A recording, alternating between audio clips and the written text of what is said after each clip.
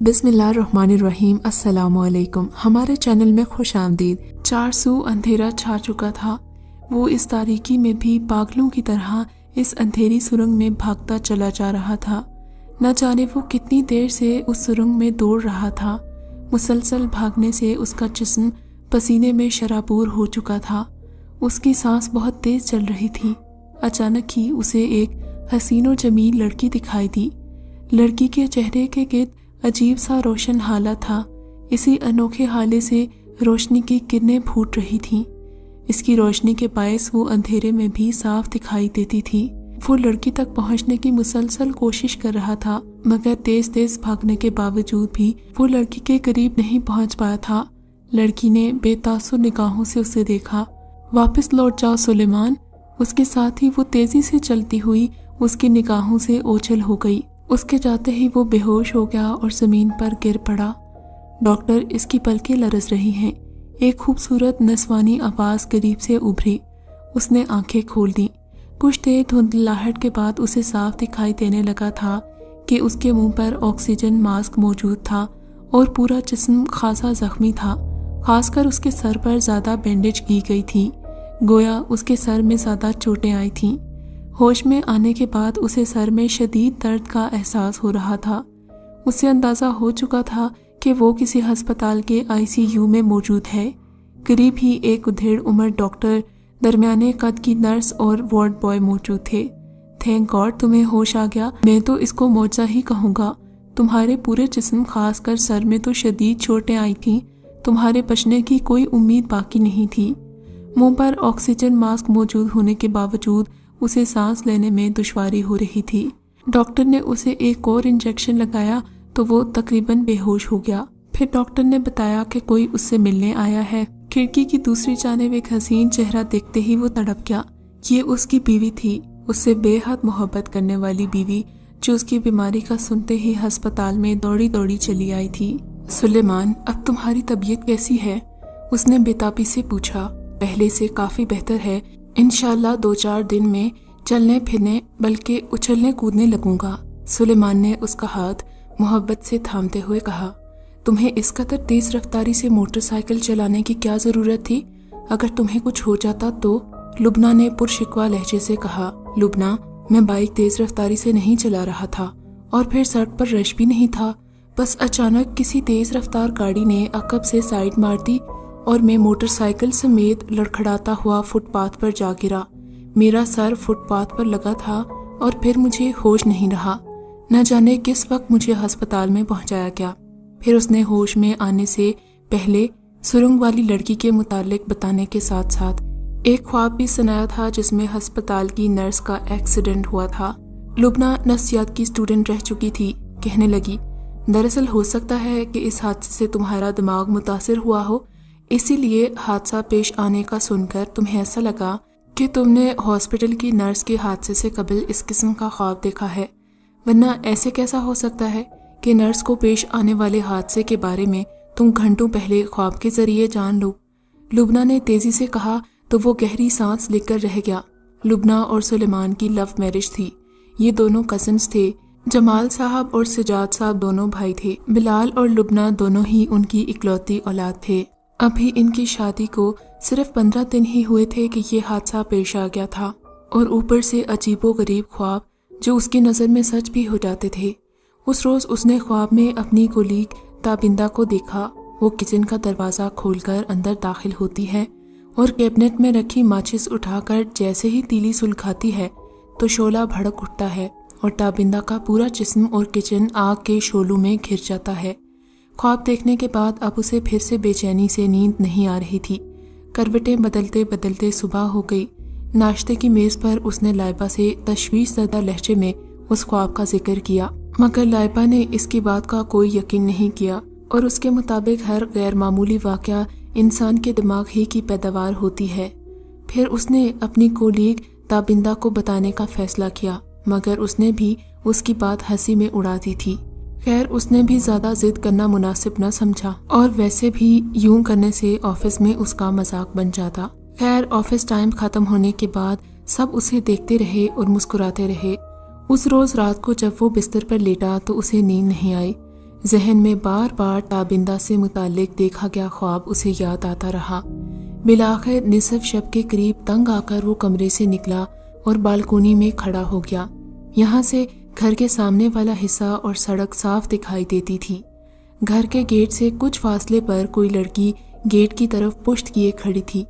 یہ کون ہے اور رات کے اس پہر میرے گھر کے دروازے پر کیوں کھڑی ہے؟ اس نے سوچا اور چلایا، کون ہو تم؟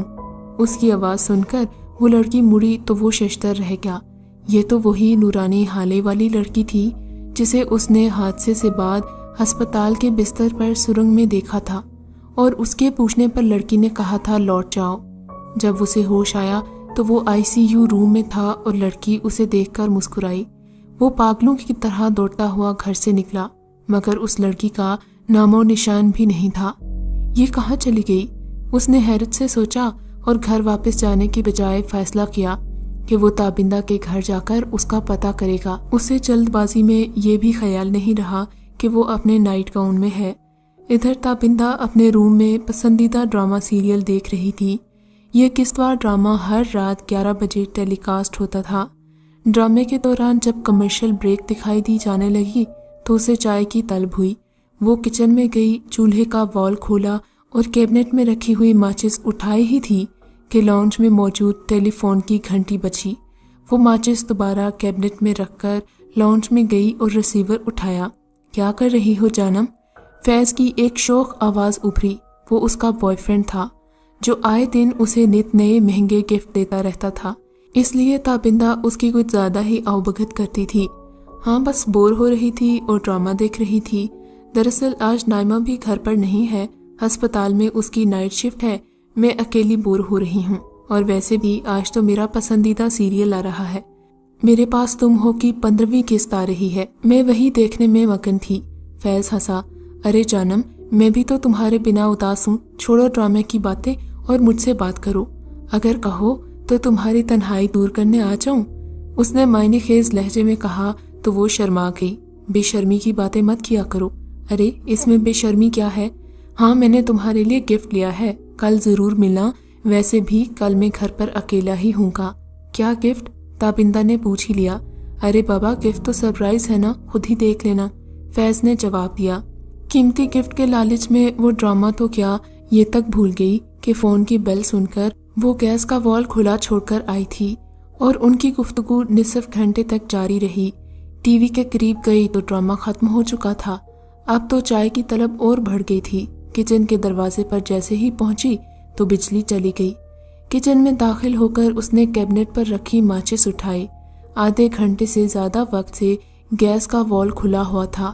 جیسے ہی تابندہ نے تیلی سلگائی، بھگ کی آواز کے ساتھ اس کا جسم اور کچن آگ کے شعلوں میں گر گیا، اور ایک دل دوز انداز میں چیختی ہوئی وہ دروازے کی طرف دوڑی، مگر اندھیرے کے باعث ٹھوکر لگنے کی وجہ سے گر پڑی۔ ادھر سلیمان کو موٹر سائیکل میں وہاں پہنچنے میں کافی تاخیر ہو چکی تھی۔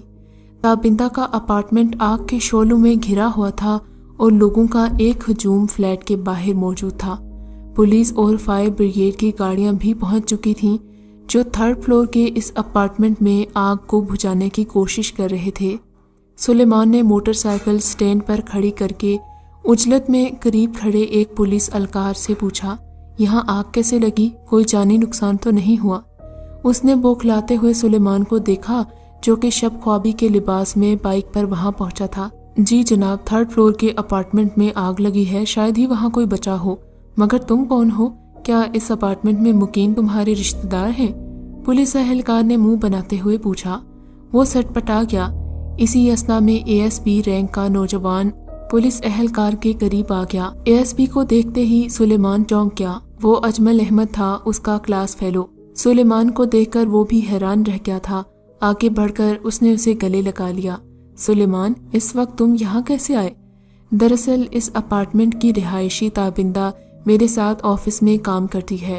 سلیمان نے اسے اپنے ساتھ پیش آنے والے حادثے کے بارے میں بتاتے ہوئے خوابوں کا ذکر بھی کیا۔ اصل میں نے کل تابندہ کو خبردار بھی کیا تھا کہ ہوشیار رہے، مگر اس نے میری ایک نہ سنی، میرا مذاق اڑا رہی تھی۔ اگر وہ سن لیتی تو وہ چل کر یوں نہ مرتی۔ ASP اجمل نے اسے عجیب سی نگاہوں سے دیکھا۔ سلیمان تمہاری قسمت اچھی ہے کہ اس کیس کا تفتیشی افسر میں ہوں، ورنہ اس حلیے اور ان بے سر و پا باتوں کی وجہ سے تم پھنس بھی سکتے تھے۔ اجمل تم تو میرے کلاس فیلو رہ چکے ہو اور پھر میرے گہرے دوست بھی ہو، اس طرح کی بات کر رہے ہو تم؟ اجمل کی بات سے اسے دلی ٹھیس پہنچی تھی۔ اجمل نے اسے ساری بات سمجھائی۔ تم خود سوچو، آج کل کے جدید دور میں کون تمہاری ان خوابوں والی باتوں کا یقین کرے گا؟ خیر فی الحال تم گھر جاؤ، اپنا حلیہ درست کرو، ہم دوبارہ ملیں گے، اور ہاں میرا سیل نمبر بھی لے جاؤ۔ اجمل نے اسے اپنا وزٹنگ کارڈ دیتے ہوئے کہا تھا۔ وہ گھر پہنچا تو لبنہ کی تیوریاں چڑھی ہوئی تھیں۔ سلیمان تمہیں کیا ہو گیا ہے؟ رات کے اس پہر شب خوابی کے لباس میں تم کہاں چلے گئے تھے؟ لبنہ یہ تم مجھ سے کس لہجے میں مخاطب ہو؟ میں کسی لڑکی سے کوئی ڈیٹ مارنے تو نہیں گیا تھا۔ میں نے تمہیں بتایا تھا نا کہ میں نے خواب میں اپنی کولیگ تابندہ کو جلتے ہوئے دیکھا ہے۔ رات کو اسی بارے میں سوچتے ہوئے بے چینی کی وجہ سے مجھے نیند نہیں آ رہی تھی تو میں بالکنی میں کھڑا ہوا، تب میں نے سرنگ والی اس لڑکی کو دیکھا جسے حادثے کے بعد میں نے خواب میں دیکھا تھا۔ وہ ہمارے گھر کے باہر کھڑی تھی۔ جیسے ہی میں بالکنی سے نیچے اترا تو وہ غائب ہو گئی۔ پھر میں تابندہ کے اپارٹمنٹ پہنچا، مگر افسوس مجھے پہنچنے میں دیر ہو گئی۔ اس کا پورا اپارٹمنٹ آگ کے شعلوں میں گھرا ہوا تھا۔ لبنہ تو اس کی وضاحت سن کر دونوں ہاتھوں سے سر تھام کر بیٹھ گئی۔ ہماری شادی کے بعد میں نے سوچا ہی نہیں تھا کہ تم ہماری اتنی خوبصورت زندگی کو یوں برباد کرنے لگو گے۔ اس نے لبنہ کی بات کے جواب میں کچھ نہیں کہا تھا۔ وہ کوئی تلخ بات کہہ کر اسے ناراض نہیں کرنا چاہتا تھا۔ تابندہ والے حادثے کے بعد آفس میں اس کے بارے میں خوب جے گوئیاں ہونے لگی تھیں۔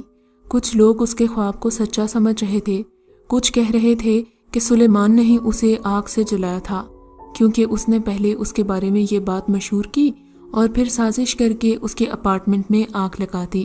غرض جتنے منہ اتنی باتیں، اب بولنے والے کا منہ تو کوئی بند نہیں کر سکتا۔ پھر لوگ کسی بات یا حادثے کو اتنا یاد ہی کہاں رکھتے ہیں، جلد ہی بھول جاتے ہیں۔ چنانچہ زندگی معمول پر آ گئی، مگر کچھ روز بعد ایک اور خواب نے اس کی پرسکون زندگی میں ہلچل مچا دی۔ اس بار اس نے لبنہ کو خود سے لڑتے ہوئے دیکھا۔ وہ چلا چلا کر سلیمان کو برا بھلا کہہ رہی تھی اور میکے جانے کی دھمکیاں دے رہی تھی۔ اس نے جب اپنا خواب لبنہ کو سنایا تو حسب توقع اس کا مذاق اڑانے لگی۔ سلیمان میں تمہارے ان بے تکے خوابوں پر یقین نہیں کرتی، اس نے جھنجھلا کر کہا، مگر یہ تو دیکھو میرے پچھلے دونوں خواب سچ ثابت ہوئے۔ اگر یہ خواب بھی سچا ثابت ہوا اور تم مجھ سے ناراض ہو کر چلی گئی تو میں مر جاؤں گا، تم سے بچھڑنے کا تصور بھی نہیں کر سکتا۔ ارے میرے بھولے بھالے میاں جی، ایسا نہیں ہوگا۔ پہلے دو خواب جو آپ نے دیکھے ہیں وہ تو اتفاقاً سچ ہو گئے ہوں گے، اب اس کا یہ مطلب تھوڑی ہے کہ آپ کے منہ سے نکلی ہر بات سچ ہوگی۔ سلیمان نے لبنہ کی بات کا برا مناتے ہوئے کہا، تو کیا تم مجھے پاگل سمجھ رہی ہو؟ پھر آخر لبنہ کے تنگ کرنے پر وہ ایک ماہر نفسیات سے ملا تھا، مگر وہ ماہر نفسیات تو عجیب ہی تھا۔ اس کی آنکھوں میں مقناطیسی کشش تھی اور وہ غیر مرئی طاقتوں پر یقین رکھتا تھا۔ حالانکہ لبنہ ماہر نفسیات تھی مگر وہ ان باتوں پر بالکل یقین نہ رکھتی تھی۔ پروفیسر فاروق اسے بتا رہا تھا، ہزاروں میل کے فاصلے سے ایک انسان ٹیلی پیتھی کے علم کے ذریعے دوسرے فرد کی تصویر یا اس کے لب و لہجے کو اپنی دماغی صلاحیتوں کی گرفت میں لے کر اسے اپنا معمول بنا لیتا ہے اور پھر اپنے معمول سے اپنی مرضی کے مطابق کام لیتا ہے۔ اس دوران معمول بے خبر رہتا ہے کہ اس نے عامل کے کہنے پر کیا کیا۔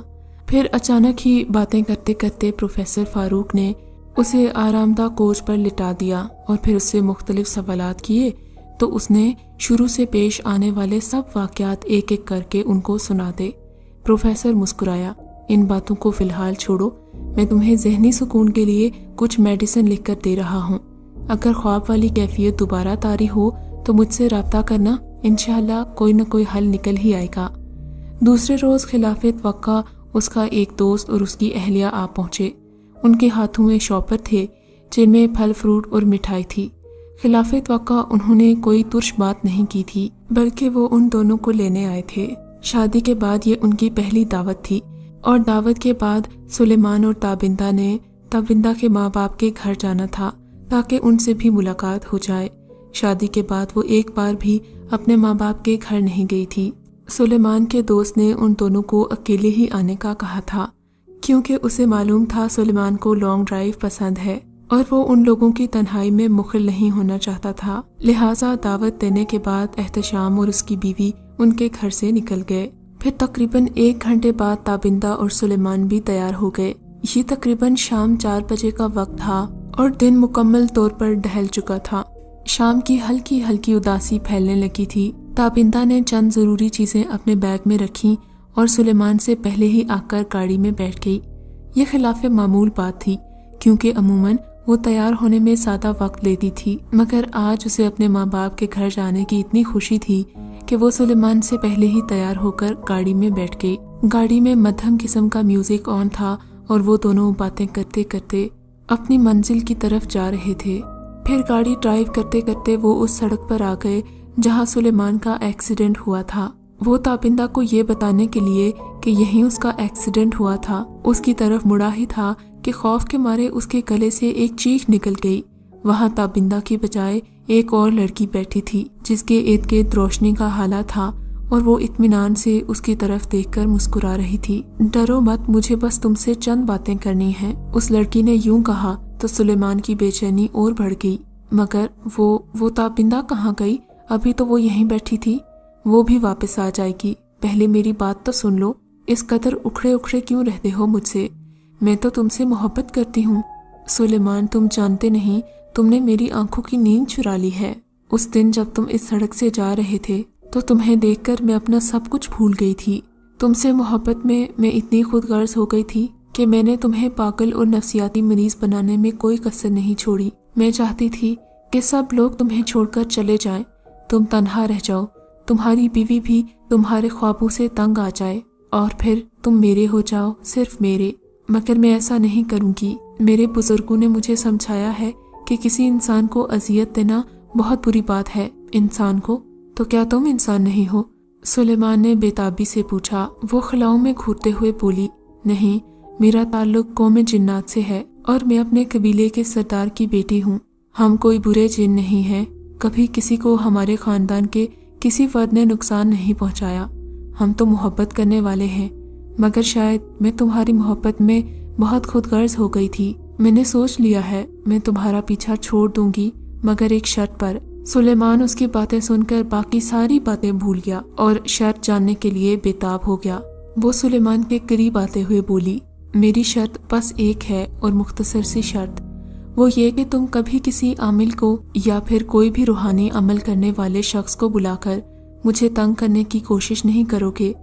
मैं तुम्हें नुकसान नहीं पहुंचाऊंगी, लेकिन अगर तुमने मुझसे दूर भागने की कोशिश की तो तुम्हारे साथ तुम्हारी बीवी का भी बहुत बुरा हशर करूंगी। इसे तुम मेरी धमकी समझ लो या फिर कुछ और, मगर मैं तुम्हें प्यार से समझा रही हूँ। किसी को मेरे बारे में बताने की कोशिश भी मत करना। तुम्हारी हर मुसीबत में मदद करूंगी और हाँ, चांद की 4वीं रात को तुम्हारे पास आऊंगी। लेकिन तुमने मुझसे डरना नहीं। मैं कोई भूतनी तो नहीं हूँ, इतनी खूबसूरत हूँ।